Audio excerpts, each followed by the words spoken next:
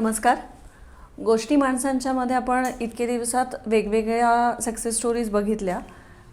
त्यामध्येच आज अजून एका सक्सेस स्टोरीची आपण भर घालणार आहोत. कुठल्याही वयामध्ये स्किन केअर प्रॉडक्ट्स असं म्हटलं की सगळ्यांना एक भीती असते की ते प्रॉडक्ट चांगलं आहे का, ऑथेंटिक आहे का, त्याची ॲलर्जी नाही येणार किंवा त्याचा काही साईड इफेक्ट नसेल ना, किंवा हे माझ्या स्किनला सूट होईल का नाही. तर अशा स्किन केअर प्रॉडक्ट्सची माहिती आपल्याला असते किंवा नसते, किंवा बऱ्यापैकी ब्रँड अवेलेबल आहेत त्यामुळे जाहिराती बघून ते काही वेळा घेतलं जातं. पण असाच एक ऑथेंटिक आणि आयुर्वेदिक ब्रँड ज्यांनी सुरू केला अशा मोना पंडित आपल्याबरोबर आहेत. त्यांच्याकडनं आपण रेशमोना या त्यांच्या ब्रँडची माहिती घेऊयात आणि त्यांची रेशमोना ब्रँडची गोष्ट आपण आज ऐकणार आहोत. तर आपण आजच्या एपिसोडला सुरू करूया. नमस्कार. थँक्यू मला इन्व्हाइट केल्याबद्दल. मला पहिला प्रश्न असा विचारायचा आहे की रेशमोना हे नाव कुठनं आलं, किंवा ते हा ब्रँड सुरू कसा झाला, त्याची गोष्ट काय? रेशमोना म्हणजे ह्या नावाचा अर्थ माझ्या मोठ्या बहिणीचं नाव रेशमा आहे आणि माझं नाव मोना, म्हणून त्याचं नाव रेशमोना. आता हा ब्रँड माझ्या वडिलांनी सुरुवात केली ह्याची 1980s मध्ये. माझे वडील आयुर्वेदिक डॉक्टर होते, आई पण आयुर्वेदिक डॉक्टर आहे. अजूनही आमचं क्लिनिक आहे मुकुंदनगरला. तर त्यावेळीस आमचं हॉस्पिटल होतं मुकुंदनगरला आणि बरेच पेशंट्स यायचे तेव्हा. आणि खूप वेगवेगळ्या प्रकारचे प्रॉब्लेम्स असायचे पेशंट्सचे काय काय. आणि त्यावेळी कसं होतं की डॉक्टर आणि पेशंटमधलं एक नातंच वेगळं होतं ना, कारण कमी डॉक्टर्स असायचे, त्यामुळे त्यांच्यासाठी प्रत्येक पेशंट खूप महत्त्वाचा आणि त्याचे प्रॉब्लेम्स म्हणजे त्यांचे स्वतःचे प्रॉब्लेम्स असेच ॲड्रेस करायचे ते. तर एक दिवशी काय झालं, असंच दवाखाना चालू होता आणि त्यांच्याकडे एक पेशंट आले आणि ते बोलले की ते म्हणला की माझ्या मुलीला स्किन रॅशेस येत आहेत, तर तुम्ही काहीतरी औषध द्या. वडिलांनी दिला औषधं, भरपूर औषधं दिली, पण ते काय जरा कमी नाही झालं. आयुर्वेदिक ॲलोपॅथी दोन्ही प्रॅक्टिस करायचे, तर दोन्ही प्रकारची औषधं दिली, काय फरक जास्ती पडला नाही. मग डर्मॅटोलॉजिस्टला रेफर केलं, मग बरेच वेगवेगळे उपाय त्यांनी सुचवले.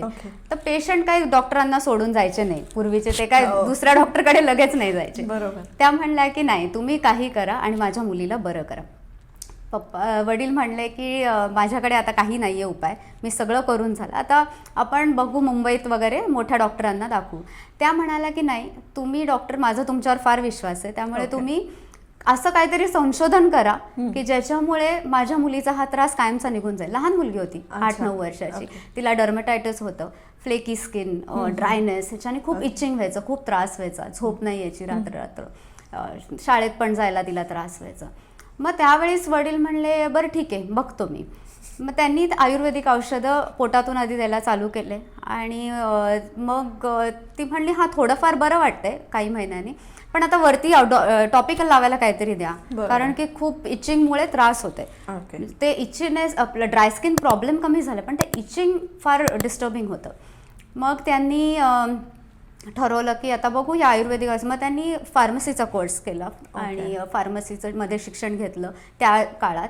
म्हणजे त्यांचं चालू होते, प्रॅक्टिस वगैरे सगळी चालू होती आणि त्याच्याबरोबरीने फार्मसी केलं. आयुर्वेदिक तर होतेच ते डॉक्टर. आणि त्यांनी क्रीम आणि लोशन बनवायला सुरुवात केली. त्यांनी विचारलं त्यांना की आता आम्ही हे बनवलेलं आहे तर तुम्ही वापराल का, कारण मी अजून काही ह्याचं टेस्टिंग वगैरे केलेलं नाही आहे, तुमची मुलगीच माझी पहिली ह्याच्यावरती, तिच्यावर ट्रायल आहे ही. ती म्हणली काही हरकत नाही, आमचा फार विश्वास आहे तुमच्यावरती. लावलं ते आणि तिला 15 दिवसात त्या मुलीला खूप रिलीफ मिळालं लावून. मग असं झालं की अजून द्या डॉक्टर, अजून बनवून द्या. तर ते 50 ग्रॅम बनवलं, मग 100 ग्रॅम बनवलं, मग 2 kg, 5 kg, 10 kg असं त्या मुलीसाठी पप्पा बनवत गेले.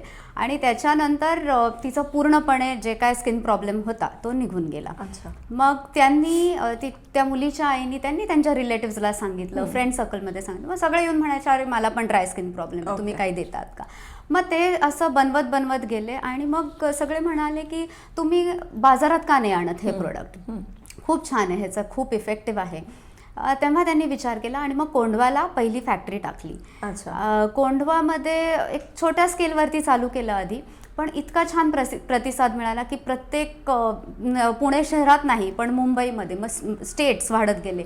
असं पॅन इंडिया खूप छान ॲक्सेप्टन्स झाला मार्केटमधून. लोकांना खूप आवडलं हे क्रीम, भरपूर डिमांड वाढायला लागला आणि त्यावेळेस त्यांनी ते रेशमोना म्हणून हे नाव कॉइन केलं की काय नाव द्यायचं आता या प्रोडक्टला. तर ठीक आहे, माझ्या मुली आहेत, तर रेशमोनाचा अर्थ रेशीम म्हणून स्मूथ, तर skin should be smooth and silky म्हणून ते रेशीमचं रेश केलं. आणि मग एकच मुलीचं नाव कशाला, 2च मुली आहेत मला, म्हणून ते रेशमोना म्हणून चालू केलं. सो तेव्हा मस्त छान चालत होतं ब्रँड, व्यवस्थित हॉस्पिटल पण होतं एकीकडे. आणि त्याच्यानंतर त्यांना असं झालं की डिमांड खूप वाढला. मग एक्सपोर्ट्सच्या ऑर्डर्स वगैरे यायला लागला.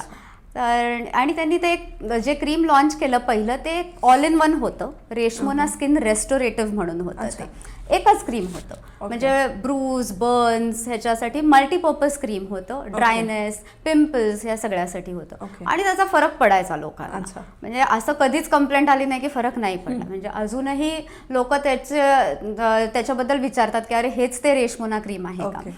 पण असं झालं की दोन्हीकडे लक्ष घालता घालता हॉस्पिटल पण हे पण फॅक्टरी पण चालू होती.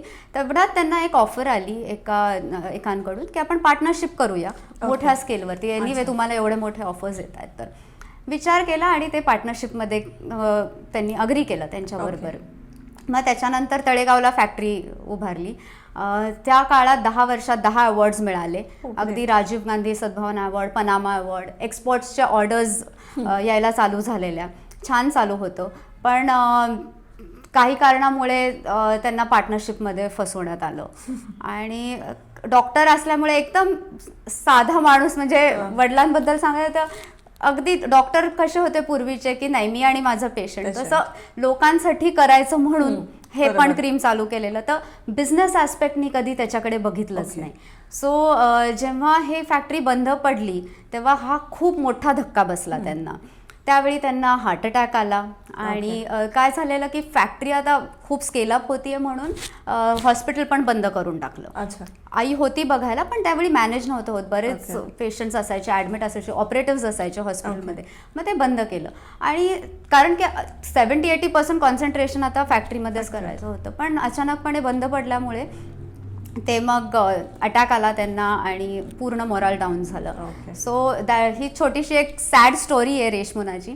पण व्हॉट आय थिंक इज की जो लोकांचा सपोर्ट त्यावेळी मिळाला वडिलांना आणि ह्या ब्रँडसाठी, जे लव्ह म्हणतात ना की ॲक्सेप्टन्स आणि ट्रस्ट ऑन द ब्रँड किंवा एखाद्या माणसावर ज्यांनी ते क्रिएट केलं आहे, त्याच्यामुळे आय थिंक टुडे रेशमोना is back in the market. I would always say की it's only because of people, जे लोकांनी सपोर्ट केलं. आणि कारण ते जेव्हा इतके वर्ष मार्केटमध्ये नव्हतं तेव्हा सगळे विचारायचं अरे ते क्रीम नाही आहे का, कुठे येते, तुम्ही परत चालू का नाही करत, असे बरेच प्रश्न विचारायचे. आणि may be because of that आज परत हे चालू करण्याची संधी मिळालेली. बरोबर.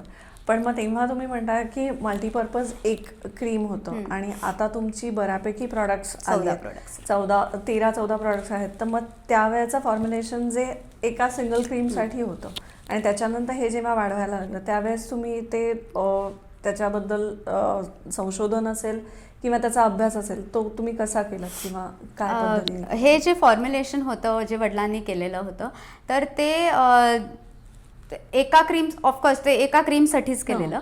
पण मग जेव्हा मी ठरवलं की एक असं पूर्ण रेंज आपल्याला, कारण की मार्केट वेगळं आहे त्यावेळी मल्टीपर्पज क्रीम हे ॲक्सेप्ट केलेलं लोकांनी. आता आपण गेलो मल्टीपर्पज क्रीम घेऊन तर म्हणतात अरे नाही माझ्या स्किनला हे सूट नाही होणार. बरोबर. Obviously there are reasons also behind it. पण मग त्याप्रमाणे तसा रिसर्च करत गेलो. सो जे काय कोर फॉर्म्युलेशन होतं त्या प्रोडक्ट्ससाठी, तर मग स्किन टाईप्स तयार केले आम्ही आधी, क्लासिफिकेशन्स की प्रत्येक स्किनला कुठलं फॉर्म्युलेशन करता येईल आपल्याला. आणि त्याप्रमाणे मग आधी क्रीम्सची रेंज काढली. मग त्याच्यानंतर फक्त फेस क्रीम नको तर एक आयुर्वेदिक ऑइल्समध्ये खूप गुणधर्म आहेत, एक रॉ ऑइलमध्ये. मग त्याच्यानंतर एक कॉन्सेप्ट काढली की फेस ऑइल म्हणून.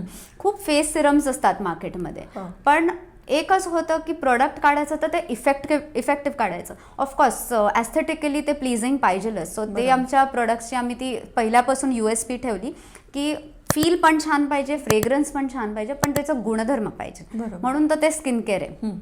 तुम्ही फक्त आपण छान नाही तर मग तुमचे कलर कॉस्मेटिक्स वगैरे आहेत ते सगळं, पण इट इज स्किन केअर.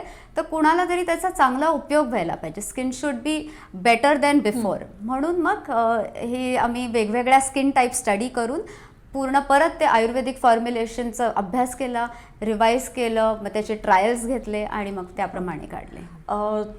आपण आधी बोलत होतो त्याप्रमाणे तुमचं करिअर पूर्ण वेगळं होतं, म्हणजे मार्केटिंग आणि कम्युनिकेशनमध्ये तुम्ही होतात आणि त्याच्यानंतर स्विच या सगळ्या बिझनेसमध्ये किंवा हे सुरू करायचं जेव्हा ठरवलं तेव्हा काय माइंडसेट होता आणि तेव्हा सुरुवातीला काय अनुभव आले किंवा किती ते अवघड होतं किंवा सोपं होतं, कसं? ओके. लहानपणापासून ही पूर्ण जर्नी बघत गेलेले, काय काय झालं सुरुवातीला, मग ते कसं बंद पडलं ही धक्कादायक पण गोष्ट त्यावेळी सहन केली होती, बघितली होती डोळ्यांनी काय काय झालेलं.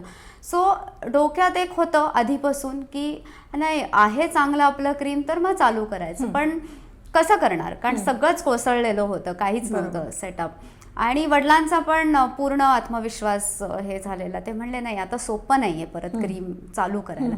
बरं लगेच चालू केलं असतं तर झालंही असतं, पण काही कारणामुळे आम्हाला पार्टनरशिपमध्ये पण रिझोल्युशनला एवढे प्रॉब्लेम आले की आम्हाला ऑफकोर्स रेशमोना ह्या नावावरच चालत होतं सगळं. सो नाव चेंज करणं काही शक्य नव्हतं, म्हणून मग ते नाव आम्हाला परत मिळण्यासाठी पण खूप वेळ लागला. सो त्याच्यात तो खूप मोठा कालावधी होता. आणि मग मी आणि माझी बहीण आम्ही दोघी करिअरच्या आमच्या वाटेवर लागलेलो.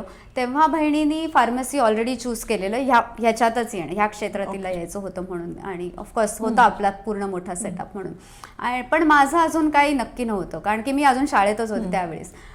सो मी आपलं कॉमर्स घेतलं आणि माझ्या डोक्यात आधीपासून होतं की मला मास कम्युनिकेशन करायचं आहे, कारण मला आवडायचं लोकांशी बोलायला आणि ते त्यावेळेस नवीन फील्ड होतं. जरा मला जायचं होतं जर्नलिझममध्ये, पण मी चूज केलं पब्लिक रिलेशन्स आणि कम्युनिकेशन्स, ते स्पेशलायझेशन. जॉबमध्ये असताना ही मला खूप छान छान लोकांशी भेटायला मिळालं, CEOशी भेटायला मिळालं, ओनर्सशी भेटायला मिळालं. त्यामुळे त्यांच्या स्टोरीज ऐकत गेले, कसे बिझनेस चालू केले ह्या लोकांनी. त्याच्यातून एक कळलं की अवघड आहे, खूप आहे अवघड, पण तुम्ही जर एक गोष्ट ठरवली करायची तर तुम्ही करू शकता, पण ती पूर्ण पॅशनेटली तुम्हाला त्याच्यात जायला लागतं. नेहमी वडिलांना म्हणायचे की आपण चालू करूयावत, ते म्हणे तू अभ्यास कर, बघ कसं करायचं आणि आपण करूया चालू. मग शेवटी एक 13-14 वर्ष जॉब झाला आणि एक दिवशी म्हणलं नाही आता हे चालू करायचंच म्हणलं. पण मला काही नॉलेज नव्हतं, खरं तर चालू केलं वडिलांच्या वरती अवलंबून राहून की ठीक आहे फॉर्म्युलेशन तर त्यांची एरिया आहे, ते बघतील, बहीण पण आहे ती पण बघेल ह्याच्यात, मी तर मार्केटिंग किंवा कम्युनिकेशन्स थ्रू ती साईड मी बघू शकते. म्हणलं पूर्ण त्याचा अभ्यास केला आणि म्हणलं की आता 1 वर्ष आधी अभ्यास चालू केलेला आणि नंतर म्हणलं आता चालू करूया आपण. ठीक आहे म्हणले, तू तयार आहेस का? म्हणलं हो. मग म्हणले ठीक आहे, मग आता जॉब क्विट करून टाक. जॉब आणि हे दोन्ही एकत्र जमत नाही. आता ते फार अवघड होतं माझ्यासाठी, कारण की मला माझा जॉब प्रचंड आवडायचा, मी जे काय काम करायचं मला खूप आवडायचं आणि माझे मेंटर्स पण खूप सपोर्टिव्ह होते. जेवढे काय मेंटर्स भेटले मला जॉबमध्ये छान, म्हणजे आवडायचं मला ते काम करायला. तर मग मी विचार केला आणि एक दिवशी मी रेझिग्नेशन टाकून दिलं. म्हटलं ठीक आहे आता ह्याच्यात उडी मारायचीच आणि आहेत वडील आपल्याला सपोर्ट करायला. केला रिझाईन आणि अचानकपणे झालं, म्हणजे ते सगळं आमचं डॉक्युमेंटेशन वगैरे तयार झालं आणि 2 महिन्यात वडील गेले अटॅकने. सो ती खूप परत एक मोठा धक्का होता की चालू करायच्या आधीच आणि रेझिग्नेशन झालेलं, ॲक्सेप्ट करत नव्हते. परत केलं, मग शेवटी कन्व्हिन्स करून त्यांना ॲक्सेप्ट केलं रेझिग्नेशन त्यांनी. सगळीकडे मी सांगितलेलं की आता मी जॉब करणार नाही आहे, मी माझं हे चालू केलं आहे. आणि अचानक गेल्यामुळे मग म्हणलं आता सोडायचं का ह्याच्यात हे करायचं, का जॉबमध्ये परत जायचं, का परत आता ह्याच्यात उडी मारली तर हे चालू ठेवायचं. मग म्हणलं नाही, आता जे करायचं घेतलंय हातात ते सोडायचं नाही, जे सोडलंय त्याच्याकडे बघायचं नाही. मग चालू केलं आपलं, त्यांचे जुने फाईल फोल्डर पहिल्यापासून अगदी रेशमोनाचं त्यांनी कशी सुरुवात केलेली, आणि त्यांना एक चांगली सवय होती ते सगळं लिहून ठेवायचे. तर त्यांचं डायरीज सगळे वाचले की अर्ध तर कळत गेलं कसं कसं करायचं. पण मग त्याच्यानंतर खूप वेळ लागला लॉन्च करायला आणि 1.5 वर्षांनी नंतर लॉन्च केलं. हे सगळं करत असताना मार्केट डिमांड तुम्ही जेव्हा सुरू केलं तेव्हा चेंज झालेली असेल, शिवाय बाकी ब्रँड ऑलरेडी आलेले होते, तर त्या सगळ्या केसमध्ये रेशमोना परत आणायचं आणि ते लोकांपर्यंत पोचवायचं, तर ती प्रोसेस तुम्ही कशी हे केलीत? होती खूप भीती, कारण कॉम्पिटिशन खूप आहे आता मार्केटमध्ये. कारण स्किन केअरचे खूपच प्रॉडक्ट्स आहेत, प्लस ॲडव्हर्टाइजमेंट आणि टीव्ही आणि याच्या सोशल मीडियामुळे तर खूपच आहे. आणि कसं होतं की बजेट खूप मोठं असतं, मार्केटिंगला खूप मोठं बजेट लागतं. सो बूटस्ट्रॅप कंपनी असून आपल्याकडे असतात त्यांना तर लिमिटेड बजेटमध्येच खेळतात, आणि जे आपण सुरुवातीला बजेट ठरवतं त्याच्या एक 5 पट बजेट आपल्याला लागत असतं. हे मला त्याच्यानंतर कळलं, ॲक्च्युली सुरुवातीला वाटलं नाही एवढं लागेल, पण येस कॉम्पिटिशन आहे बरीच, ती आधी स्टडी केली. बरेच ब्रँड स्टडी केले, सक्सेस स्टोरीज वाचल्या, कसं काय लॉन्च केलं हे. पण त्याच्यातून एकच कळलं की कॉम्पिटिशन तर कुठल्याही क्षेत्रात, म्हणजे बिझनेस कुठलाही करायचा म्हणलं, स्किन केअर म्हणा, IT म्हणा, काही म्हणा, तरी कॉम्पिटिशन तर आहेच आहे. मग आपण नाही करायचं का? तर आहे आणि आपल्याकडे प्रोडक्ट, तर का नाही करायचं? म्हणून एक वडिलांचं एक ड्रीम किंवा लोकांचं, बरेच लोक पण म्हणले अरे चालू कर, खूप छान आहे हे प्रोडक्ट, खूप चालेल, ह्याच्यामुळे ह्या पुशमुळे मी चालू केलं. आणि मग नंतर कळलं नाही नाही, हे अवघड आहे बरं का, हे काय एवढं काय सोपं नाही आहे हे करणं. पण सगळे कॉम्पिटिशन हे ते इव्हॅल्युएट करत गेलो काय काय आहे, आणि स्वतःला एक स्पेस क्रिएट केली, पुश कसं करता येईल स्वतः. In a business I feel a person has to be self motivator. आपल्यालाच आपले प्रॉब्लेम्स आयडेंटिफाय पहिले करायचे असतात, मग सॉल्व्ह करायचे असतात, आणि मग पुढे जायचं असतं. खूप डिफिकल्टीज येतातच, आणि प्रत्येक गोष्टीत येतात, छोट्यापासून मोठ्यापर्यंत. पण त्याच्यातून परत मागे नाही वळायचं एकदा जर ठरवलं, तर पुढे कसं जायचं हेच आपण बघत असतो. त्यामुळे आत्तापर्यंत तर करू शकलो. हे सगळं सेटअप तयार करत असताना टीम मॅनेजमेंट किंवा टीमवर्क तर गरजेचं असतं, आणि त्या सगळ्याच्यात मेन भरोसा असणं किंवा तशी माणसं मिळणं पण गरजेचं असतं. बरोबर. तर त्या केसमध्ये तुम्ही टीमवर्क तुमचं कसं बिल्ड केलं?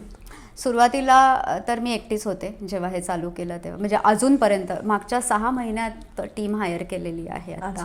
सो कारण की प्रत्येक दिवस हा नवीन प्रॉब्लेम घेऊन यायचा, त्यामुळे टीममध्ये इन्व्हेस्ट करायचं का नाही, बजेट छोटे असल्यामुळे कशात इन्व्हेस्ट करायचं ह्याची प्रायोरिटी असते. मग सेल्स आले तर मग टीममध्ये, तर ते खूप एक कन्फ्युजिंग फॅक्टर होता की टीम आधी हायर करायची का नंतर करायची.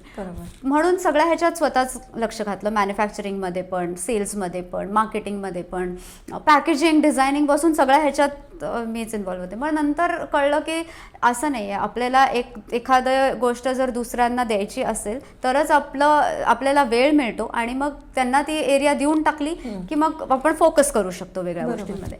मग हे कळल्यामुळे आता टीम मॅनेजमेंट वगैरे बऱ्यापैकी सोपं झालं आहे. हायरिंग आणि त्यांना मॅनेज करणं अवघड आहे गोष्ट डेफिनेटली, पण आय थिंक की टीम बिल्डिंगमध्ये तुम्हाला तुमचे जे व्हॅल्यूज आहेत as an individual and as a company, ते जर त्यांच्यात इम्बाईब केले, त्यांना त्याच पॅशननी त्यांना सांभाळणं हे आपलं एक खूप मोठं काम असतं. सो कारण की ते आपल्यावर अवलंबून असतात.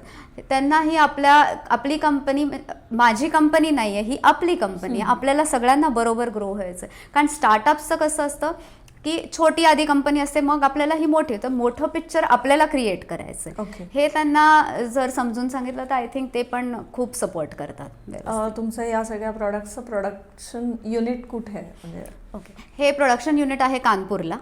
तिथे मॅन्युफॅक्चरिंग होतं सगळ्या प्रोडक्ट. पण मग तुमचं ऑफिस इथे आणि कानपूरला प्रोडक्शन युनिट, तर ते मॅनेज करताना काय काय तुम्हाला बॅलन्स करायलाच लागत असेल, इथलं पण ऑफिस आणि तिकडचं. राईट. तिथे आहे मॅन्युफॅक्चरिंग युनिट आहे, पण तिथे पण टीम आहे, तिथे लोक आहेत जे बघतात सगळं. आय वॉज थिंकिंग की डिस्टन्स ऑफकोर्स एक क्रिएट करतं हर्डल, आणि कानपूर खूप लांब आहे, डायरेक्ट फ्लाईट पण नाही आहे तिकडे. तर आधी असं वाटलं की त्रास होईल, आणि झाला. सुरुवातीला बरेच वेळा तिकडे जायला लागलं, त्यामुळे खूप त्रास झाला. पण नंतर जेव्हा ऑटोमेशनच्या मोडवरती जातं की ना एव्हरीथिंग इज सेट, तर एवढा काही त्रास होत नाही. मग आता तर मला फक्त 3 महिन्यातून एकदा जायला लागतं कानपूरला फक्त. आणि नवीन जेव्हा प्रोडक्ट्स आपण बनवतो त्याचं स्टेबिलिटी स्टडीज, रिसर्च वगैरे करायचं असतं मॅन्युफॅक्चरिंग स्टेजला, नॉट सॅम्पल स्टेजला, मॅन्युफॅक्चरिंग, तर तेव्हा मग जायला लागतं. तर एवढं काही हे नाही आहे डिस्टन्स. ऑफकोर्स कॉस्टिंग वाईज थोडंसं वाढतं, पण आय थिंक इट कॉस्टिंगपेक्षा बेसिकली मॅनेजमेंटच किंवा कम्युनिकेशन हॅज बीन इझी. कारण आपलं फोन आहे, झूम आहे, परत बॅच जेव्हा चालू असते तेव्हा आमचे कॅमेराज आम्ही ऑनलाईन कनेक्ट करतो. So that is easy. आता काही हे नाही. या सगळ्यामध्ये ज्यावेळेस तुम्ही प्रोडक्शन करत होतात किंवा नवीन नवीन प्रोडक्ट्स लॉन्च करता त्यावेळेस तुम्ही काय पद्धतीने म्हणजे टार्गेट कसं केलं जातं? सुरुवातीला स्किन केअर होतं, त्यानंतर तुमचं हेअरशी रिलेटेड पण आता नवीन प्रोडक्ट आलं आहे, लिप बाम आहेत. सो अजून जर नवीन करायचं झालं तर तुम्ही काय पद्धतीने ते टार्गेट करता किंवा कसं सॉर्ट करता? सो मार्केट डिमांड काय आहे ह्याच्यावरती स्टडी असतो सगळं, की आत्ता काय प्रोडक्ट्स चाललेत मार्केटमध्ये आणि पुढे कशाची गरज असू शकते ह्याप्रमाणे पूर्ण स्टडी होतो आणि मग त्याच्यावरती आम्ही ठरवतो. तरीही आम्ही हेअरमध्ये तर आत्ता जस्ट एंटर केलं आहे, फक्त एक हेअर ऑइल आहे, अजून काही प्रोडक्ट्स लॉन्च करणार आहे येत्या 1-2-3 महिन्यात. पण ही प्रोसेस खूप हळू करतो कारण की हे आयुर्वेदिक फॉर्म्युलेशन. आयुर्वेदिकला काय असतं की स्टेबिलिटी ही खूप महत्त्वाची असते. आत्ता प्रोडक्ट बनवलं 1 महिना खूप छान राहतं, नाही तर मग त्याचं स्टेबिलिटी बिघडून जाते, त्याचं सेपरेशन वगैरे इश्यूज येतात. त्यामुळे आम्ही सगळे ऋतू जे असतात ते पार पडायला पाहिजे एका प्रोडक्ट्सच्या स्टडीला. म्हणून त्याला वेळ लागतो प्रोडक्शनला. ठरवलं तर आपण एक 10 प्रोडक्ट लगेच काढू शकतो, पण आपल्याला मार्केटमध्ये प्रोडक्ट आणायच्या आधी पावसाळा, हिवाळा, उन्हाळा हे सगळे ऋतूमध्ये ते कसं स्टेबल राहते आणि आर्टिफिशियली नाही, बरोबर, इन्क्युबेशन वगैरे ह्याच्यात ठेवून नाही, पण बाहेर आपण आता इथे मी प्रोडक्ट ठेवलं तर ते स्टेबल आहे का, चांगलं आहे, तर त्याच्यामुळे त्याला वेळ लागतो. ओके. आजूबाजूचं क्लायमेट कंडिशन्स किंवा या सगळ्याचा त्याच्यावर कितपत परिणाम होऊ शकतो? म्हणजे आता तुम्ही म्हणताय की तुम्ही आउट ऑफ इंडिया पण तुम्ही प्रोडक्ट लॉन्च करणार आहात, तर तिथल्या क्लायमेट कंडिशन्स परत वेगळ्या असतात, तर ते तुम्ही कसं? हो, तर ती पण स्टडी होते. ॲक्च्युली आधी आपण लॅबमध्ये हे सगळे स्टडी करतो. ज्या कंट्रीमध्ये किंवा ज्या देशात आपल्याला लॉन्च करायचं आहे तिकडचं टेम्परेचर प्रत्येक महिन्यात किती असतं त्याचं रेकॉर्ड असतं आपल्याकडे. एस्पेशली लास्ट 2-3 वर लेटेस्ट किती झालं, कारण की आता टेम्परेचर डिफरन्सेस खूप लागले सगळीकडेच, तर ते स्टडी करतो. मग ते आपण लॅबमध्ये ते प्रोडक्ट त्या टेम्परेचरला सेट करून त्याच्यावरती स्टडी असतो. आणि मग ज्या देशात तुम्हाला लॉन्च करायचं, जिकडे लॉन्च करायचं तिकडे आपण सॅम्पल स्टडी करतो. सो ती सॅम्पल स्टडी ह्याच्यावरती असते, लोकांवरच ऑफकोर्स, ह्युमन सॅम्पल स्टडी असते आणि ते पण फ्रेंड्स अँड फॅमिलीमध्ये असतं. So whoever is ready to take the risk त्यांना घेतो आम्ही स्टडीला. ओके. हा सगळा आता तुम्ही बिझनेस तुम्ही सांगताय, तुम्ही एक्सप्लेन करताय, तुमचं एवढं एक्सपान्शन चालू आहे, तर ह्या सगळ्यामध्ये तुमचं पर्सनल लाईफ आणि बिझनेस लाईफ हे 2 बॅलन्स करणं खूपच जास्ती अवघड आहे. आणि म्हणजे ते खरंच अवघड आहे की कानपूर पण आहे, तुम्ही बाहेर पण लॉन्च करताय, प्लस इथलं ऑफिस मॅनेज करणं, तर ही सगळी मॅनेजमेंट कशी होते? हे दिस इज ओनली बिकॉज ऑफ मला खूप चांगली सपोर्ट सिस्टीम आहे घरी. माझे सासू सासरे प्रचंड सपोर्ट करतात, माझ्या मुलाकडे बघतात, मी नसते तेव्हा त्याचं सगळं ते बघतात. माझा नवरा असतो UAEला, दुबईमध्ये, सो त्यामुळे मला अजून अवघड पडतं मॅनेज करायला, पण त्याचा तिकडून सपोर्ट आहे सगळ्यांनी. इनफॅक्ट माझ्या माहेरकडून पण माझ्या आई, माझे जे रिलेटिव्स आहेत सगळे आणि माझे फ्रेंड्स सर्कल, ह्यांनी मला खूप मोटिवेट केलं ह्याच्यात यायला. जेव्हा मी ह्याच्यात आले आणि जेव्हा बिझनेस चालू केला तेव्हा लॉन्च केलं पहिली बॅच मार्केटमध्ये. पहिले सेल्स आम्ही ॲमेझॉनवरती लॉन्च केले, पहिले 3 प्रोडक्ट्स नोव्हेंबर 2019मध्ये आणि November end 29, that is December 2019, आणि मार्चमध्ये कोविड स्टक. त्यामुळे 2 वर्ष जे काय मॅन्युफॅक्चर करून आलेले होते प्रोडक्ट्स, नोव्हेंबर, डिसेंबर, जानेवारी, फेब्रुवारी हे 3 महिने खूप छान आम्हाला रिस्पॉन्स मिळाला, कारण की जे फ्रेंड्स रिलेटिव्स जे होते त्यांनी खूप सपोर्ट केलं प्रोडक्ट्स घेऊन. आणि नेमका कोविड आला तर ते अख्खी बॅच वेस्ट गेली. मग फायनान्शियली पण इट वॉज अ बिग पंच on the entire business. So त्या टाईमला जे मोटिवेशन लागतं, सपोर्ट लागतो, तो सगळा माझ्या फॅमिली, फ्रेंड्स, ऑफकोर्स माझ्या आईनी, कारण की आई नेहमी हेच म्हणते की तू आता चालू केलं आहेस ना, तर आता कुठलीही डिफिकल्टी आली तरी मागे नाही वळायचं, कारण एकदा आपण ठोकर खाल्ली आहे, तर त्यामुळे आता जे करणार आहे ते एकदम व्यवस्थित करायचं. वेळ लागला तरी चालेल, पण it has to be good. त्यामुळे सासू सासऱ्यांनी तर अजूनही ते खूप सपोर्ट करतात, कारण माझे टायमिंग्स पण काही फिक्स नसतं, कधी लवकर जाते, कधी उशिरा जाते, पण आज फार as possible I try to manage things, कारण स्वतःच असल्यामुळे I can also schedule things according to my timing. तर मुलाला तेवढाच वेळ देऊन त्याच्यासाठी पण, कारण त्याचे वडील आता UAEला असल्यामुळे मला आई आणि वडील दोघांचा रोल प्ले करायला लागतो इकडे. पण छान आहे, तसं काही एवढं काही अवघड नाही आहे, कारण सपोर्ट सिस्टम आहे घरी, नाहीतर मग खरंच पॉसिबल नव्हतं.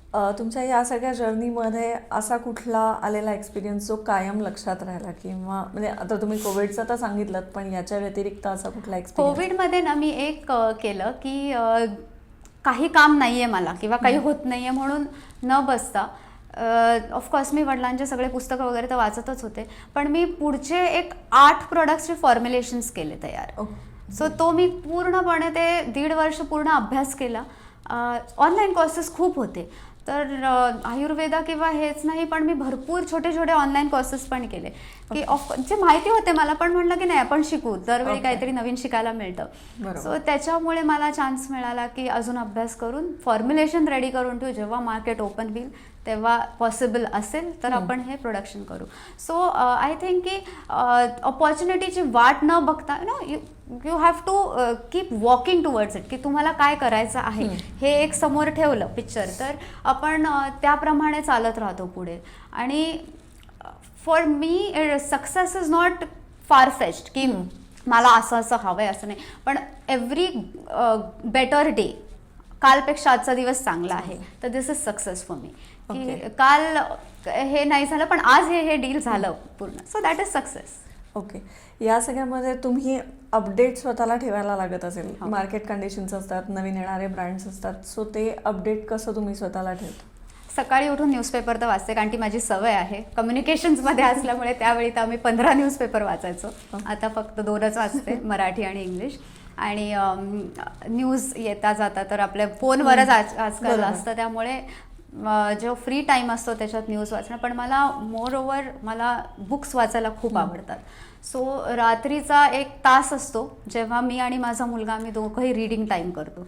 सो मे बी त्यावेळेस कुठले पण लाईटर बुक्स वाचेन किंवा आयुर्वेदावर वाचेन किंवा ऑफकोर्स कामा रिलेटेड वाचेन, पण मला वाटतं reading is something which keeps you updated.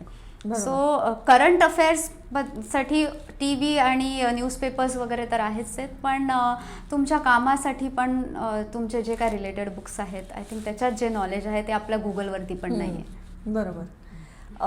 आता तुमची एवढी सगळी जर्नी ऐकल्यानंतर मला शेवटचा प्रश्न असा विचारायचा आहे की नवीन ज्यांना बिझनेस सुरू करायचा आहे किंवा बिझनेसमध्ये ऑलरेडी आहेत आणि त्यांना तुमची स्टोरी ऐकून नक्कीच मोटिवेशन मिळेल, तर तुम्ही त्यांना काय सल्ला द्याल? मला एवढंच म्हणायचं आहे की जर तुम्ही करायचं ठरवलं आहे तर ते करायचं आहे. ती एक उडी आहे, आपण मारतो किंवा नाही मारत. मारेसपर्यंत भीती असते, पण एकदा मारली की आपण बरोबर सर्व्हाइव्ह होतो. आपल्याला माहिती असतं की मग कितीही डिफिकल्टी झाले तरी पुढे जायचंच. आणि कुठलीही गोष्ट पॅशनेटली केली तर I think the universe is also with you. Okay. तुम्ही तुमची सगळी रेशमोनाची स्टोरी तुम्ही शेअर केलीत आणि ती खूपच मोटिवेशनल आहे. तुम्ही इतके सगळे हर्डल्स पार करून इथपर्यंत आलात आणि तुमचे आता नवीन अजून प्रोडक्ट लॉन्च होत आहेत आणि प्लस तुम्ही आउट ऑफ इंडिया पण लॉन्च करताय, त्याच्यासाठी तुम्हाला शुभेच्छा. Thank you so much. थँक्यू. आणि तुम्हाला आजचा एपिसोड आवडला असेल तर चॅनलला लाईक करा, सबस्क्राईब करा आणि कमेंट करा. Thank you so much.